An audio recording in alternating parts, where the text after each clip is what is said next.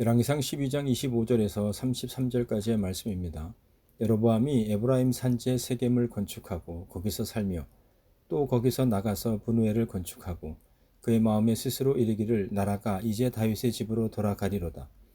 만일 이 백성이 예루살렘에 있는 여호와의 성전에 제사를 드리고자 하여 올라가면 이 백성의 마음이 유다 왕된 그들의 주 르호보암에게로 돌아가서 나를 죽이고 유다의 왕 르호보암에게로 돌아가리로다 하고 이에 계획하고 두 금송아지를 만들고 무리에게 말하기를 너희가 다시는 예루살렘에 올라갈 것이 없도다. 이스라엘아, 이는 너희를 애굽 땅에서 인도하여 올린 너희의 신들이라 하고 하나는 베델에 두고 하나는 단에 둔지라.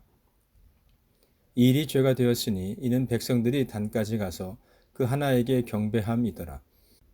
그가 또 산당들을 짓고 레위 자손 아닌 보통 백성으로 제사장을 삼고 여덟째 달 곧 그 달 15째 날로 절기를 정하여 유다의 절기와 비슷하게 하고 제단에 올라가되 베델에서 그와 같이 행하여 그가 만든 송아지에게 제사를 드렸으며 그가 지은 산당의 제사장을 베델에서 세웠더라. 그가 자기 마음대로 정한 달 곧 여덟째 달 15째 날로 이스라엘 자손을 위하여 절기로 정하고 베델에 쌓은 제단에 올라가서 분향하였더라. 열왕기상 11장은 솔로몬이 처음 왕위에 올랐을 때 누가 주의 이 많은 백성을 재판할 수 있사오리이까?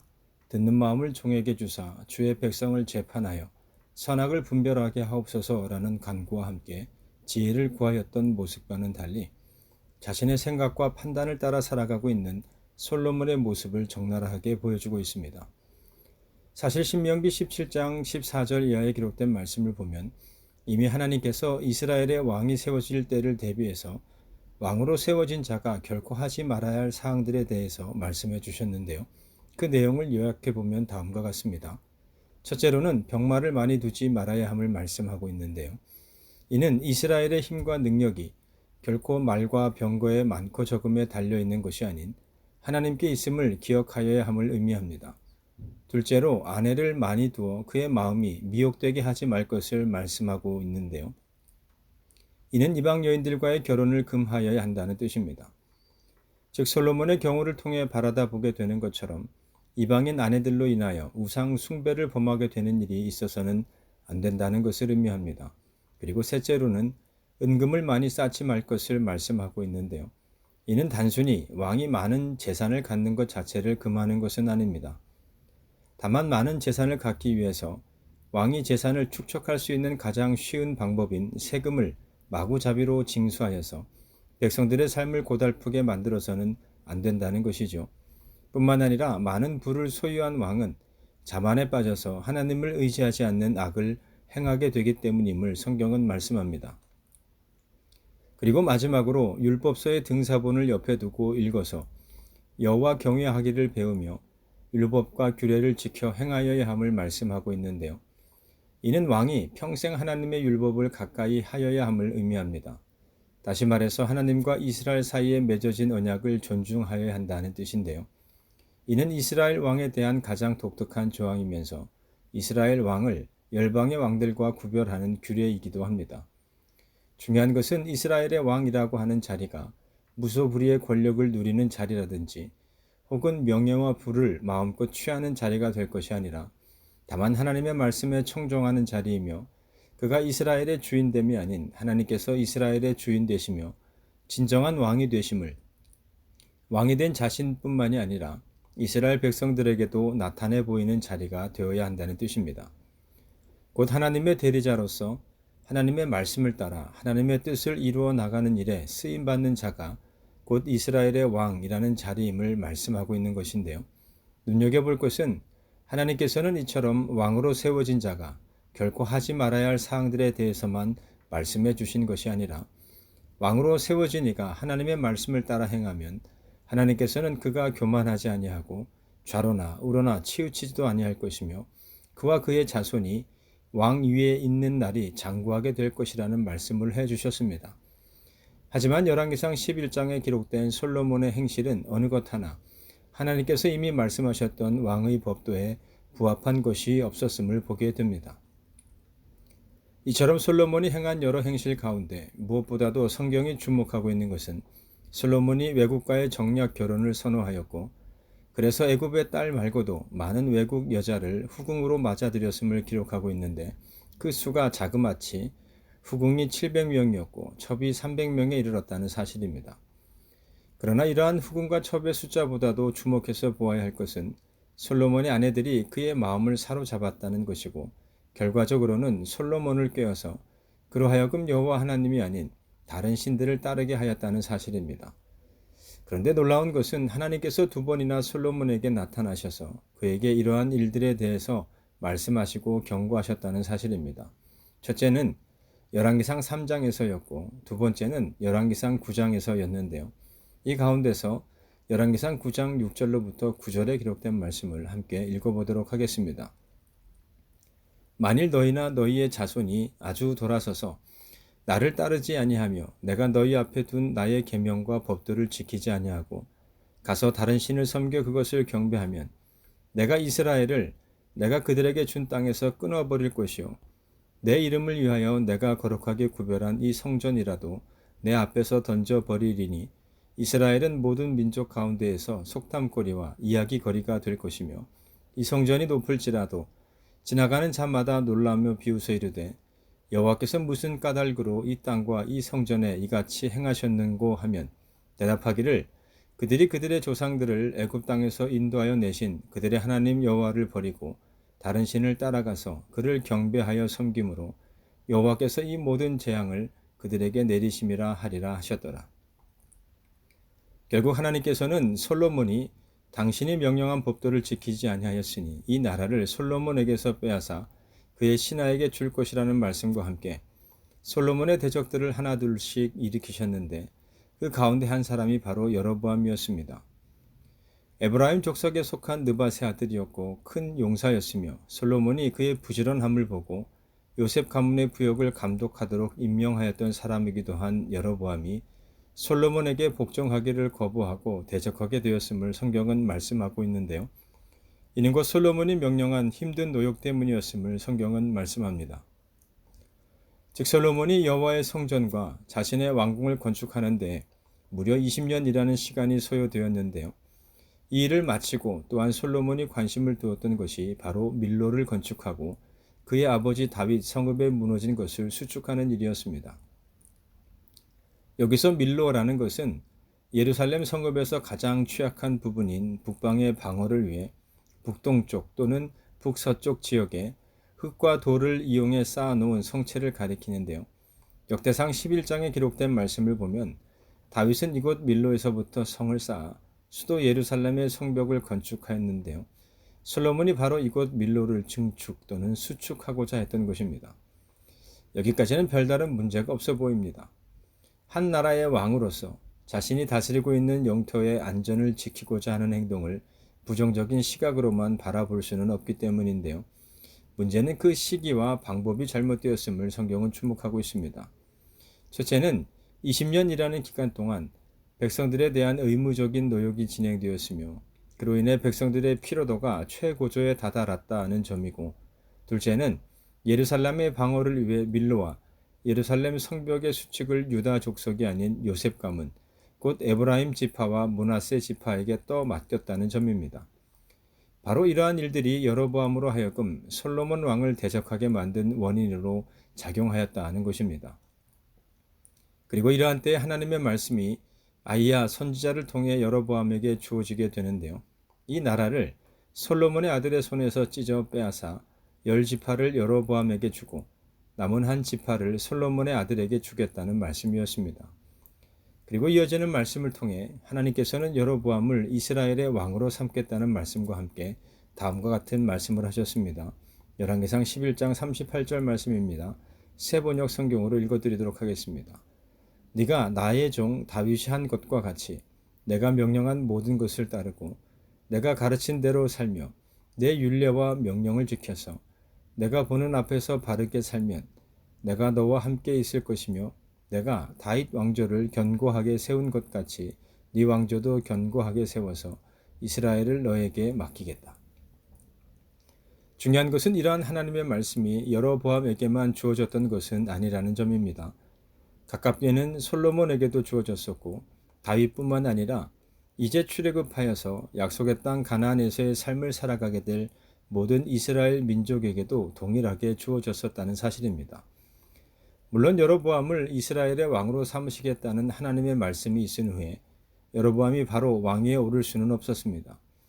마치 다윗이 기름 부음을 받은 후 사울의 눈을 피해 도망 다녀야 했던 것처럼 오히려 솔로몬의 눈을 피해 애굽에서의 망명 생활을 하게 되었고, 솔로몬이 죽은 뒤에야 비로소 사람들이 여로보암을 애굽으로부터 불러낼 수 있었기 때문입니다.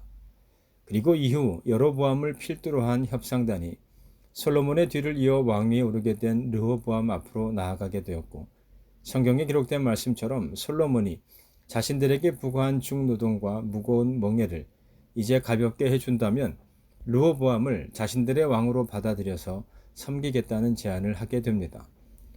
그러나 르호보암 왕은 여로보암의 제안을 거절하였고, 그로 인해 결국 나라가 여로보암이 다스리는 북이스라엘과 르호보암이 다스리게 된 남유다로 나뉘어지게 되었음을 성경은 말씀합니다. 그런데 26절 말씀을 보면 이러한 여로보암에게 염려거리가 생겼음을 암시하고 있습니다. 북이스라엘 백성들이 지금은 자신의 통치를 받고 있지만 점차 르호보암이 다스리는 남유다로 돌아가게 될지도 모른다는 염려였습니다. 그러한 염려의 근원이 되었던 것이 바로 예루살렘에 세워진 여호와의 성전이었는데요.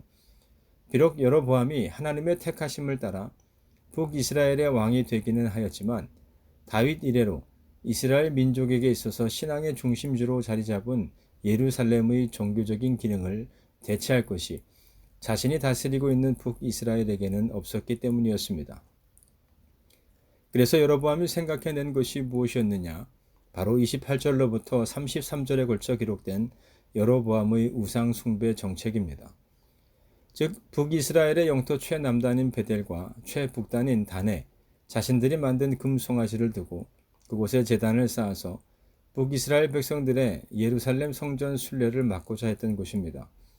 또한 여로보암은 여러 높은 곳에 산당을 짓고 이 제단에서 행해질 제의를 주관할 제사장들을 레위 자손이 아닌 보통 백성 가운데서 임명하여 세웠을 뿐만 아니라 유다에서 행하는 절기와 비슷하게 하여 8째 달 보름날을 절기로 정하여서 베델에서 자신이 만든 송아지에게 제사를 드리도록 했음을 성경은 말씀하고 있습니다. 그리고 여로보암이 백성들에게 말합니다. 이는 너희를 애굽 땅에서 인도하여 올린 너희의 신들이라. 이는 출애굽기 32장에서 백성들의 입을 통해 언급된 말이기도 한데요. 여기에는 하나님께서 이스라엘 백성과 맺은 언약 자체를 거부하게 하려는 의도가 내포되어 있는 표현이라 할 수 있을 것입니다. 즉 과거 시내산 아래에서 금송아지 우상을 만들어 섬겼던 이스라엘 백성들이 목자로서의 모세를 인정치 않았을 뿐만 아니라 모세를 통하여 나타내신 여호와의 언약도 거부하였던 것처럼 하나님께서 다윗과 맺으신 언약 그리고 다윗 혈통이 갖는 적통성을 부정하고 예루살렘 성전으로 대표되는 하나님의 언약으로부터 백성들의 시선을 돌려놓기 위한 목적을 갖고 있었던 것입니다. 달리 표현하자면 자신의 이익과 목적을 달성하기 위해 자신을 북이스라엘의 왕으로 택하여 세워주신 하나님마저 팔아버리고 있는 여로보암의 모습이라 할 수 있습니다. 그렇다면 이때 여로보암의 생각과 계획은 과연 어디로부터 기인한 것일까요? 그를 북이스라엘의 왕으로 세우신 하나님께서 미리 정하여 놓으신 결과인 것일까요? 아니면 자신의 욕심으로부터 기인한 것이겠습니까? 과연 이때 여로보암이 자신의 욕심에 눈이 가리워져서 정말로 바라보아야 할 것을 바라보지 못하고 있었던 것은 무엇이었을까요? 열왕기상 11장 38절 말씀을 다시 한번 새번역 성경으로 읽어드리도록 하겠습니다. 네가 나의 종 다윗이 한 것과 같이 내가 명령한 모든 것을 따르고 내가 가르친 대로 살며 내 율례와 명령을 지켜서 내가 보는 앞에서 바르게 살면 내가 너와 함께 있을 것이며 내가 다윗 왕조를 견고하게 세운 것 같이 네 왕조도 견고하게 세워서 이스라엘을 너에게 맡기겠다. 하나님께서는 결코 여로보암의 앞날을 정해 놓으시지 않았습니다. 그에게는 열린 미래가 있었다는 사실입니다. 그에게 주어진 하나님의 말씀을 따라 살아간다면 하나님께서는 그와 함께 하실 뿐만 아니라 다윗 왕조를 견고하게 세우셨던 것처럼 여로보암의 왕조도 견고하게 세워주셔서 이스라엘을 여로보암에게 맡기시겠다는 말씀을 분명히 하셨음을 보게 됩니다. 이러한 하나님의 말씀을 생각해 본다면 과연 이때 여로보암이 그 마음에 생각하며 계획했어야 했던 것은 무엇이라 생각하십니까? 너무나도 분명하게 여로보암 자신에게 주어졌던 하나님의 약속의 말씀이어야 하지 않겠습니까? 백성들이 자신에게서 떠나갈 것을 염려하여 인간적인 생각과 방법을 통해 그 길을 막는 방법이 아닌 내가 어떻게 하여야 다윗과 같이 하나님을 섬길 수 있을까를 생각하며 계획했어야 했다는 의미입니다. 가장 중요한 것은 여로보암은 자신이 북이스라엘의 왕의 자리에 오르게 된 것이 하나님께서 택하셨기에 이루어진 것임을 깨닫지 못했다는 사실입니다. 그저 르호보암을 반대하는 사람들에 의해서 왕이 되었다는 착각에 빠진 것이죠. 그렇다 보니 그 사람들이 제사와 절기의 문제로 자신을 떠나가게 되면 자신의 자리가 미태하게 될지도 모른다는 걱정과 두려움에 사로잡히게 된 것입니다. 왕의 자리를 지키고 싶은 욕심과 욕망에 빠졌다는 의미입니다. 그 마음의 욕심이 잉태하였고 죄를 낳게 되었으며 결국은 사망을 향한 길을 걸어가게 되었다는 것인데요. 오늘 말씀에서의 여로보암은 무엇보다도 자신의 생각을 지켰어야 했습니다. 자신을 향한 하나님의 말씀을 기억하지 못하여서 두려움에 떨고 그래서 욕심을 품을 것이 아니라 그 마음에 주신 하나님의 말씀을 기억하여서 혹여 그 마음에 찾아들 수도 있을 세상적인 생각을 하나님이 주신 말씀으로 지켰어야 했다는 뜻입니다. 하나님이 주신 말씀으로 자신의 생각과 마음을 다스리지 못했던 첫사람 아담을 로마서 5장 19절 상반절은 다음과 같이 기록하여서 전하고 있습니다.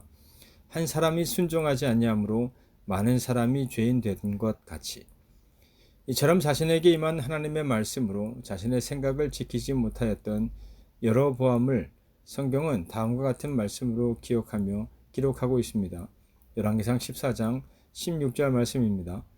여호와께서 여로보암의 죄로 말미암아 이스라엘을 버리시니 이는 그도 범죄하고 이스라엘로 범죄하게 하였음이니라 하니라. 그렇다면 오늘 우리의 생각은 어떠한가요? 그리고 오늘 우리들의 교회가 품고 있는 생각은 어떠합니까? 오늘 내가 생각하는 것과 우리들의 교회가 생각하는 것은 과연 여로보암이 생각하였던 것과 정말로 다른 것일까요? 우리가 반드시 기억하여야 할 것은 하나님의 말씀을 따라 우리의 마음과 생각을 지키지 못한다면 오늘 우리 각 사람이 그리고 우리들의 교회가 향하는 생각은 결코 여로보암의 그것과 다를 것이 없습니다. 말씀을 시작하면서 함께 읽었던 열왕기상 9장 6절에서 9절까지의 말씀을 기억하십니까? 제가 다시 한번 읽어드리도록 하겠습니다. 만일 너희나 너희의 자손이 아주 돌아서서 나를 따르지 아니하며 내가 너희 앞에 둔 나의 계명과 법도를 지키지 아니하고 가서 다른 신을 섬겨 그것을 경배하면 내가 이스라엘을 내가 그들에게 준 땅에서 끊어버릴 것이요 내 이름을 위하여 내가 거룩하게 구별한 이 성전이라도 내 앞에서 던져버리리니 이스라엘은 모든 민족 가운데서 속담거리와 이야기거리가 될 것이며 이 성전이 높을지라도 지나가는 자마다 놀라며 비웃어 이르되 여호와께서 무슨 까닭으로 이 땅과 이 성전에 이같이 행하셨는고 하면 대답하기를 그들이 그들의 조상들을 애굽 땅에서 인도하여 내신 그들의 하나님 여호와를 버리고 다른 신을 따라가서 그를 경배하여 섬김으로 여호와께서 이 모든 재앙을 그들에게 내리심이라 하리라 하셨더라. 핍박과 지탄이라는 단어의 의미를 아시죠? 핍박이란 바싹 쥐어서 몹시 괴롭게 굴거나 쫓음이라는 의미를 가지고 있습니다. 그리고 지탄이란 어떤 일이나 행동 따위를 잘못했다고 비난함이라는 의미를 가지고 있는 단어입니다. 사도들의 가르침을 따라 날마다 마음을 같이하여 성전에 모이기를 힘쓰고 집에서 떡을 떼며 기쁨과 순전한 마음으로 음식을 먹고 하나님을 찬미하며 또 온 백성에게 칭송을 받았던 초대의 교회는 로마와 당시 종교 세력들의 핍박을 받아 뿔뿔이 흩어지게 되었지만 그 흩어진 곳에서 다시금 교회를 세웠습니다. 하지만 오늘날 주님의 몸된 교회는 세상으로부터 지탄의 대상이 되고 있습니다. 하나님의 말씀과 예수 그리스도의 가르침이 잘못되어서가 아니라 소위 교회에 다니는 사람들이 하나님의 말씀을 따라 살아가지 못한다는 것이 그 이유입니다. 세상적인 기준을 통해서 보더라도 이상하다는 것이죠. 요한계시록의 말씀을 통해서 볼 때 교회라고 해서 하나님의 책망으로부터 자유로울 수는 없습니다. 교회에 다니며 예배드리고 있다고 해서 안심하여서도 안 될 것입니다. 하나님께서는 이 세상을 창조하신 이래로 하나님의 말씀과는 상관없는 삶을 살아가는 자들과 그들의 예배를 받지 않으셨을 뿐만 아니라 오히려 징벌하셨기 때문입니다. 야고보서 4장 8절은 다음과 같이 말씀합니다. 하나님을 가까이 하라. 그리하면 너희를 가까이 하시리라. 죄인들아 손을 깨끗이 하라. 두 마음을 품은 자들아 마음을 성결하게 하라. 아울러 빌립보서의 말씀을 통해 바울도 다음과 같이 말씀합니다. 아무것도 염려하지 말고 다만 모든 일에 기도와 간구로 너희 구할 것을 감사함으로 하나님께 아뢰라. 그리하면 모든 지각에 뛰어난 하나님의 평강이 그리스도 예수 안에서 너희 마음과 생각을 지키시리라. 2024년 새해가 시작되고도 벌써 한 달이라는 시간이 지나갔는데요. 새해를 시작하며 여러분들께서 계획하거나 작정한 일들은 어떠합니까? 읽어드린 빌립보서 말씀에서의 하나님의 평강이란 다만 염려하지 않고 기도와 감사로 하나님께 아뢰을 때 그러한 기도의 결과로 오는 하나님의 선물을 의미하는데요. 이는 세상의 평화와는 확연히 구별되는 것으로 일시적이거나 표면적인 것으로서가 아닌 영원하며 본질적이며 완전한 평화를 의미합니다. 중요한 것은 우리가 정욕을 따라서가 아닌 하나님의 뜻하심을 따라 간구하며 기도할 때 이와 같은 하나님의 평강을 누리며 그러한 평강이 모든 근심과 실망으로부터 우리를 지키고 보호해 준다는 사실입니다. 바라기는 올 한 해 함께한 여러분 모두가 하나님의 평강 안에서의 삶을 살아가는 자들이 되시기를 바랍니다. 그래서 우리의 마음과 생각을 지키시는 이의 인도하심 가운데 더욱 하나님 나라 백성으로서의 삶을 살아가기에 여로보암이 걸어갔던 길이 아닌 하나님을 향한 믿음이 있는 자의 길을 온전히 걸어나가는 함께한 우리 모두의 한 해의 삶이 되시기를 주님의 이름으로 축원합니다.